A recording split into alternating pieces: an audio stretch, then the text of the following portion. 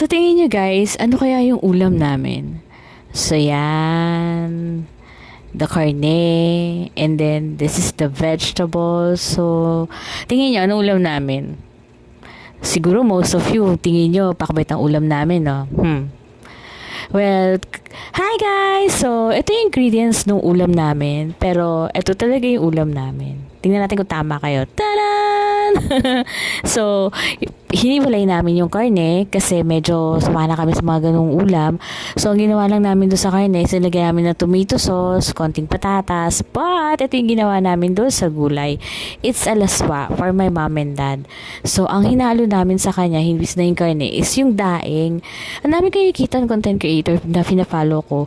Ang nilalagay nila daing. So, ngayon, tinry naman namin. So, yun guys, kung meron kayo suggestion, comment nyo lang below. Follow me. Guys, pwede na ako makatagap na star. So,